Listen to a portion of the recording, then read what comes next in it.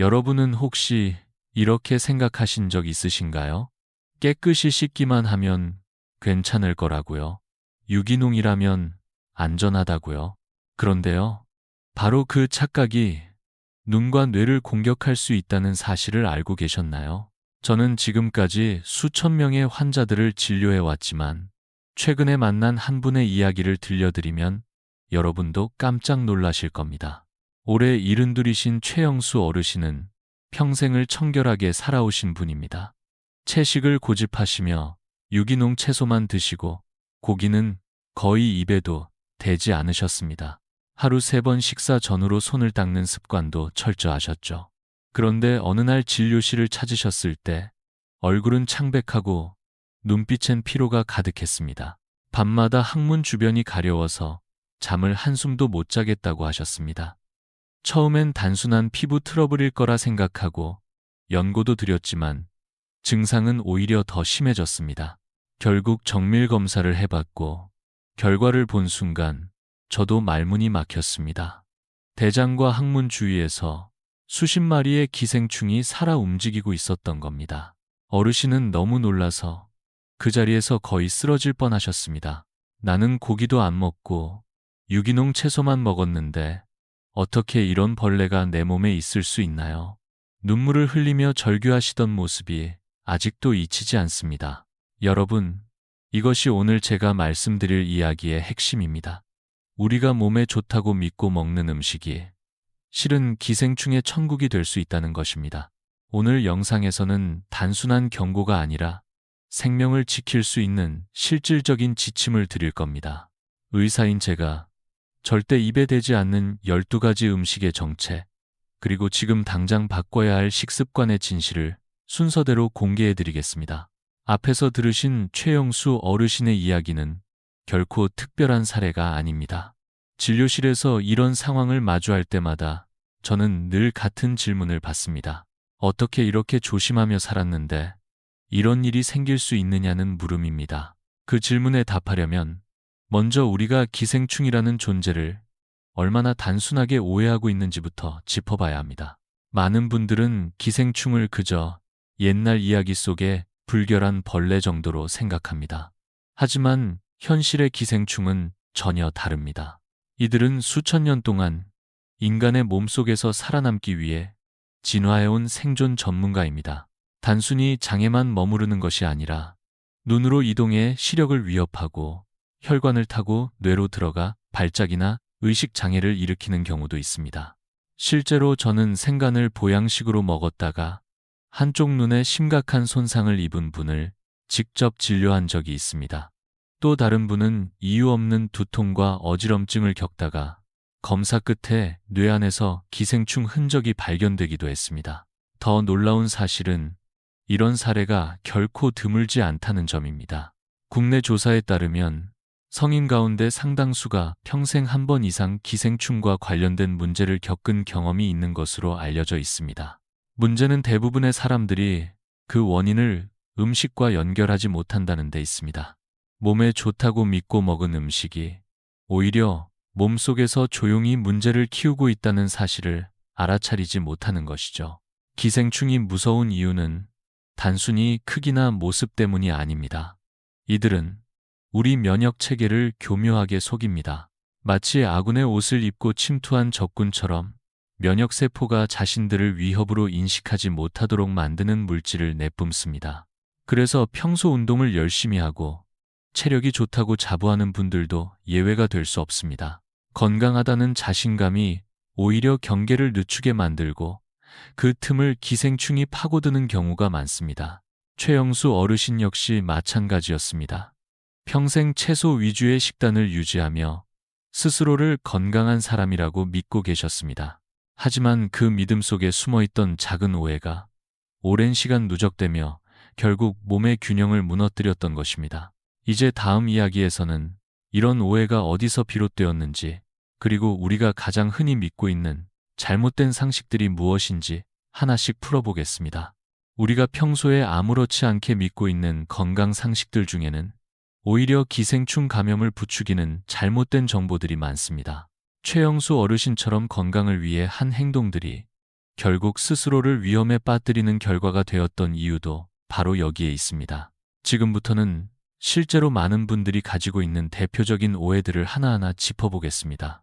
이 부분을 제대로 이해하셔야 이후에 소개할 위험식품들의 진짜 위험성을 정확히 받아들이실 수 있습니다. 첫 번째 오해는 이것입니다. 냉동하면 기생충이 다 죽는다. 많은 분들이 냉동고에 몇 일간 얼려두면 괜찮다고 생각하십니다. 하지만 일반 가정용 냉동고의 온도는 보통 영하 18도 정도입니다. 이 온도에서는 일부 기생충 알이나 유충이 3개월 이상 살아남을 수 있습니다. 기생충 입장에서 보면 냉동고는 죽음의 공간이 아니라 봄을 기다리는 겨울잠 속 침낭일 뿐입니다. 냉동만 믿고 음식물을 덜 익히면 오히려 기생충에게 최적의 생존 환경을 제공하는 셈입니다. 두 번째 오해는 소주나 고량주에 담그면 소독된다는 믿음입니다. 특히 회나 생간을 술에 살짝 적셔 먹는 경우가 많은데요. 이는 기생충을 너무 가볍게 보는 처사입니다.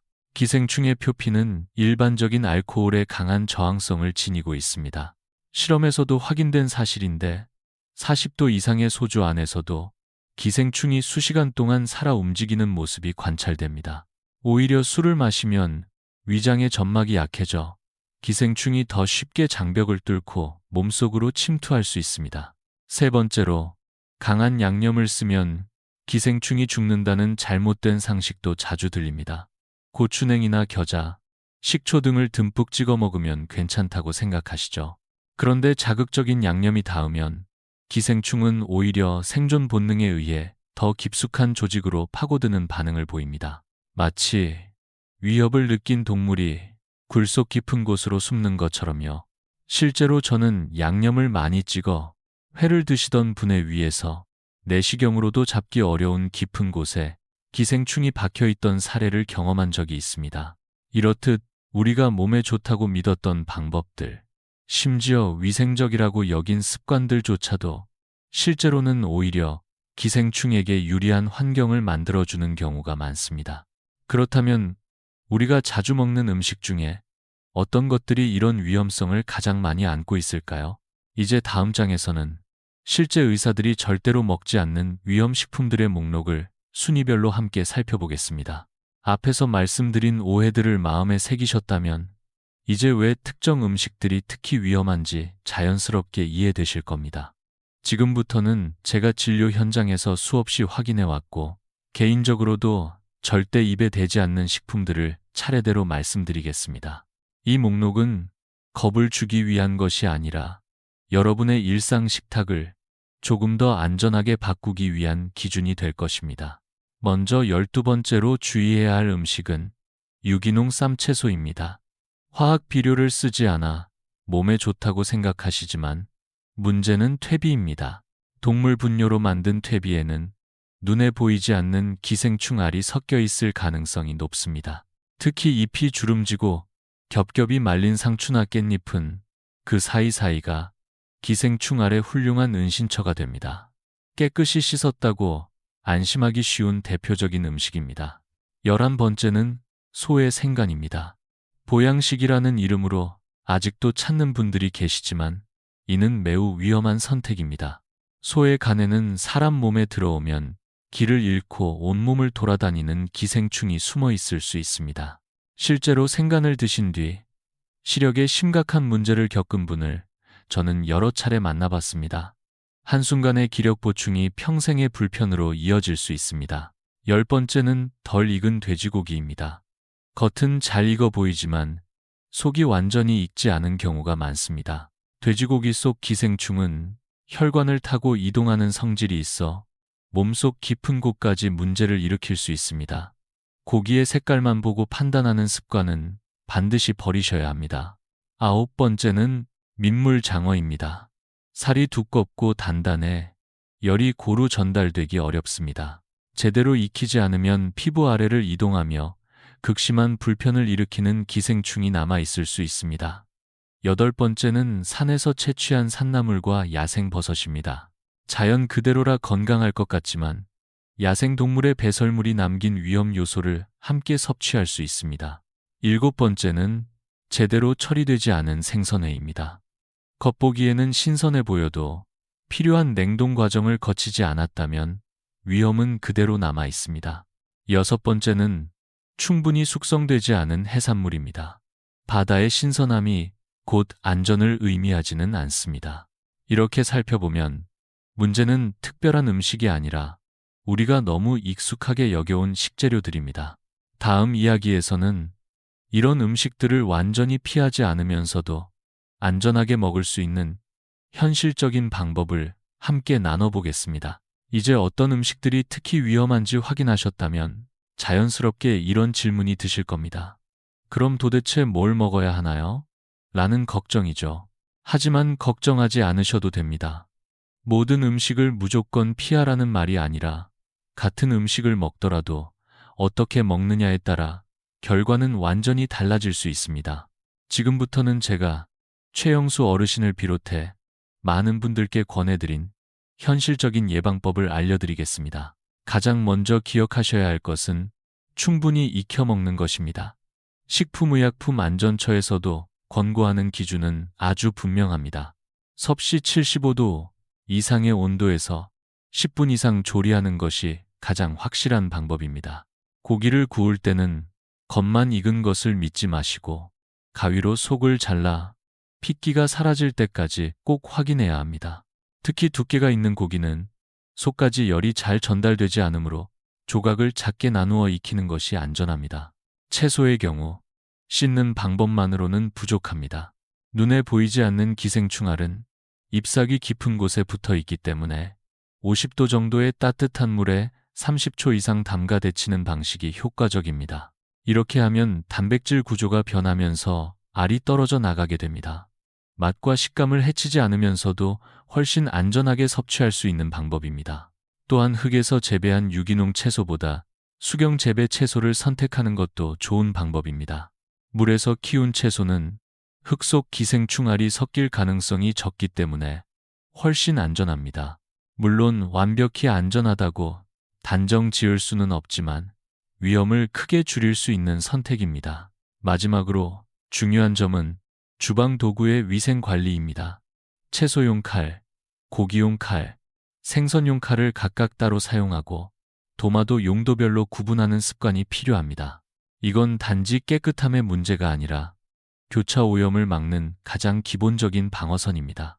이처럼 조리 방식과 재료 선택만 조금만 바꾸어도 우리가 매일 먹는 음식에서 위험을 획기적으로 줄일 수 있습니다. 하지만 여기서 끝이 아닙니다.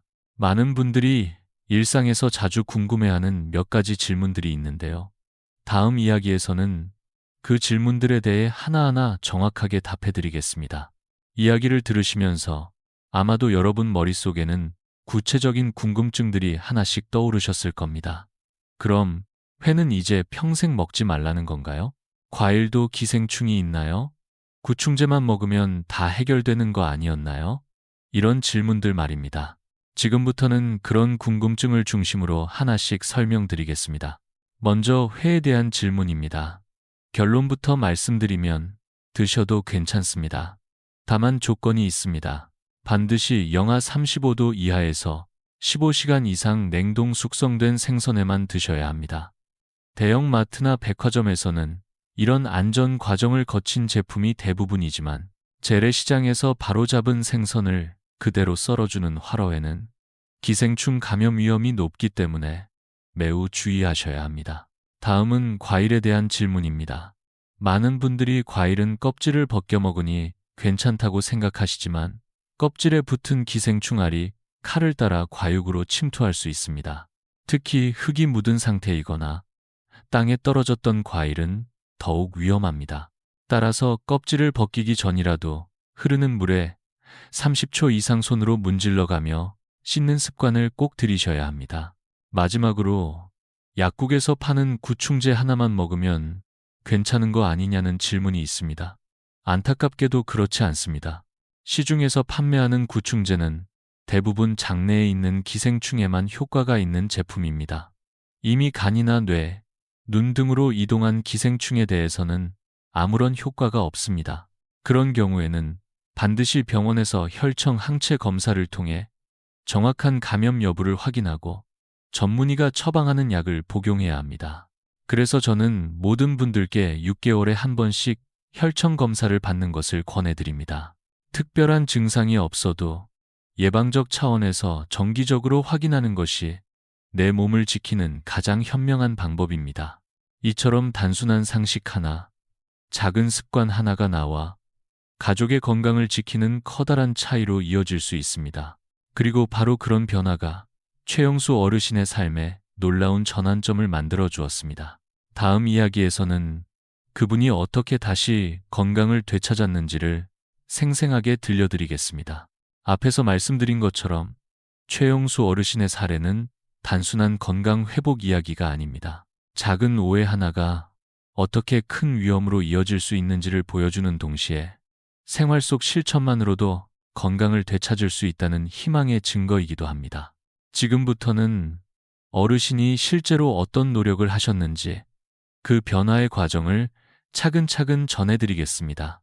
어르신은 진단 이후 삶의 방식을 완전히 바꾸셨습니다. 첫 번째 변화는 식재료 선택부터 시작됐습니다.